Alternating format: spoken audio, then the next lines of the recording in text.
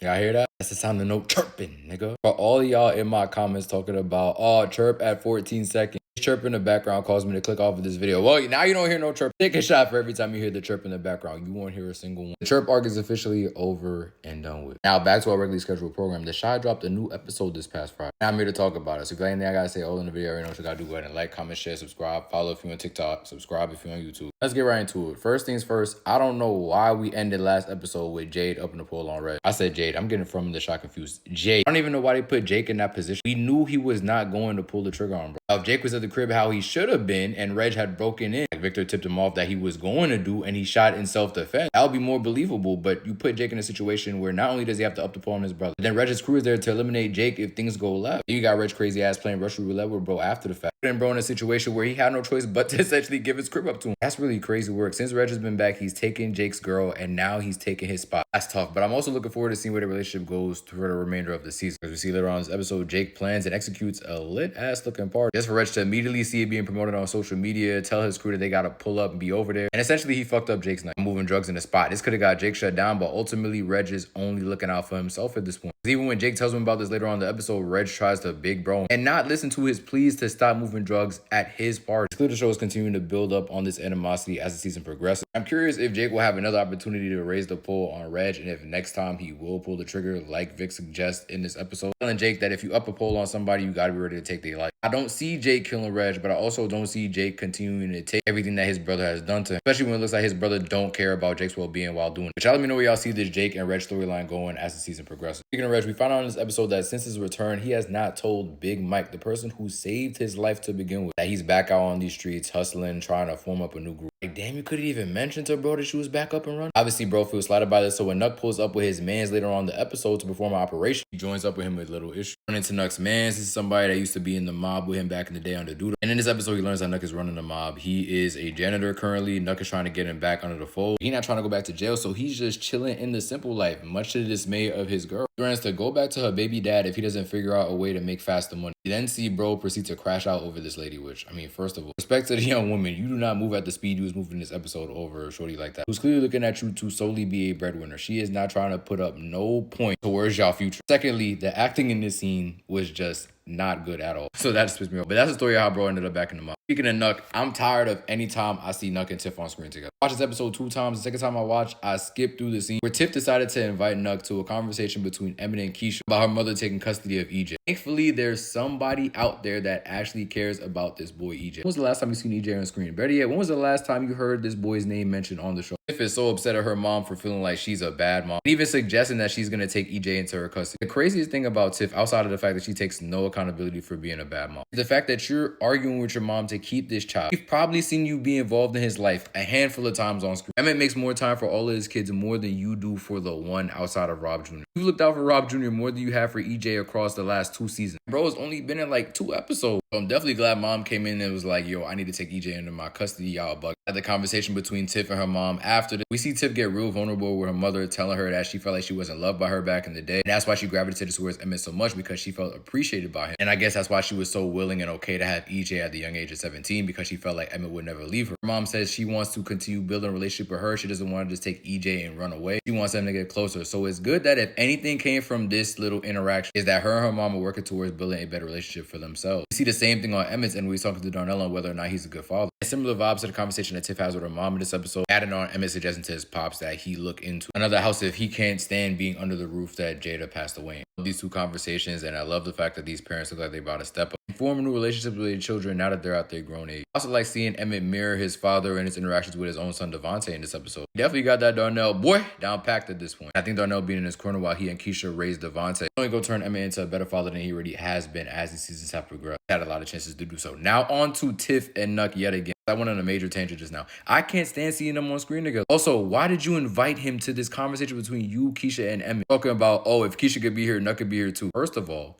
Keisha was watching EJ for how long? Talk about she offered to do so. At any point in time, you could have came back and have been like, oh yeah, I'm ready to be a mother again. I'll take EJ off your hands. And I'm sure Keisha would not have minded that at all. And Nuck go talk about Tiff, whatever you decide, I'm 100% back. I really hate the fact that Tiff gave this man a platform. To even say that in the presence of Emmett, the father of her child. The same Emmett who just last episode was asking Keisha, can we trust Nuck? Now the same Emmett having a conversation about his son in front of the same person that he just asked his soon-to-be fiance. Can they be trusted? Are you crazy? The last thing I want Nuck to know is where my son is laying his head at. I know he don't be on screen like that, but Emmett, that is still your child. This man is a murderer. He's running the mob right now. If you even look at him the wrong way, your family is at risk. You know Tiff is not gonna do nothing if EJ is in trouble. You've seen her do that season after season at this point. Tiff is probably getting clapped by Nuck as we speak. She's getting clapped by him by the end of the episode. Clearly, she's not in her right mind, but you just had this conversation with Keisha in the last episode, and you're okay with Nuck being here while y'all having this sensitive conversation about your kid? The nerve of Tiff to be like, if Keisha could be here, Nuck could be here too. By the end of the episode, Nuck is teaching Tiff how to shoot a gun. I don't care. Keep all them cute scenes. You already give us enough unnecessary ones throughout the episode. Yeah, I'm not gonna lie. Trig and Shad gotta go ahead and give that lawyer a raise whenever they get up out of here. Or if they do stay behind bars, they cannot say that it is because of their lawyer. Their lawyer is working triple overtime to get them from behind bars. We learned in the last episode that Nora has been a no-show and Shad has been in prison. And in this episode, the lawyer immediately tracks down Nora. As if that wasn't enough, we find out that Rosalind Perry paid her off and not say anything that could potentially get Shad up out of jail. That would have been enough for the episode, but she went the extra mile and ended off the episode talking to one of the judges who she knows the judge that is overseeing Shad and Victor's case. I see if she can put a good word in for her on some, hey, I think I might know who took out Alicia. And it's not Shad or Victor. You hear that from me though, but maybe Rosalind Perry. I don't know. Yeah, just putting it out there.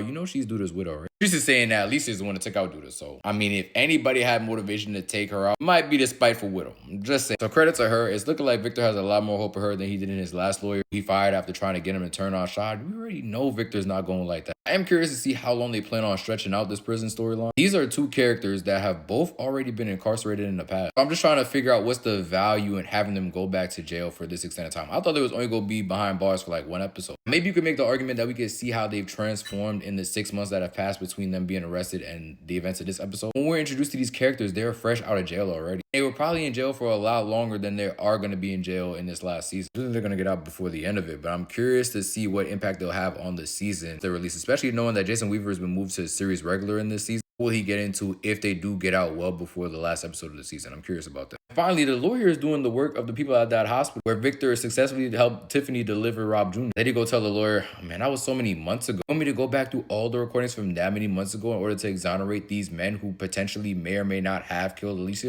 Yeah, if that means that they can get off scot-free, is it really going to take you that much time to do? What are you doing sitting behind this desk playing solitaire? Not a damn thing. I'll be the MVP of this episode for sure. Other things that happened in this episode, we got Nuck pressing Bakari over his book. I thought that conversation was so hilarious because Nuck is telling Bakari, well, hey, if nobody bought the book, it's all good because they're going to all buy it once you die. Like, that's something that he should just be excited for. Nuck, did you even buy a book? Matter of fact, we know he did it because he asked Bakari if he said any real names in the book. So the dude Bakari has been latched to since Rob's death. Shit, even before that. The man who calls Bakari his number 2 couldn't even put some bread down to buy a couple books that he put out. This character is trash. He's irredeemable. Love the conversation between Keisha and Emmett in this episode about Devontae being homeschooled by Keisha, getting married to make things look better in the eyes of those who are watching over Devontae's development while he's homeschooled, which was an idea brought up by Riley, whose character I'm starting to like a lot. Unlike other characters who don't do anything or move the plot forward, like a Tracy. In 2 episodes that Riley's been on the show, she's already encouraging Keisha to homeschool Devontae, telling her that kids like that need one-on-one. Honestly, after bro felt that he needed to bring the pole to school, and that's what he needs the most, constant supervision. And don't let none of them friends that you go let over at the house at some point in time even sniff that gun, Emmett. If they do, your ass is grabbed. I give this episode a 7 out of 10. I'm still questioning the reasoning for some of these storylines, such as the Victor and Shada in prison show, and then Jake beefing with Reg. Like, I gotta understand it, but what's gonna come from that realistically? Also, the Nora being missing storyline lasted all of an episode. Yeah, Shorty just remained in the shot after getting that money from Rosalind Perry. Didn't think she needed to up and move somewhere else. Just to easily reveal that she was the one that paid her off. Talking about some, I saw an out, so I took it. What do you mean? What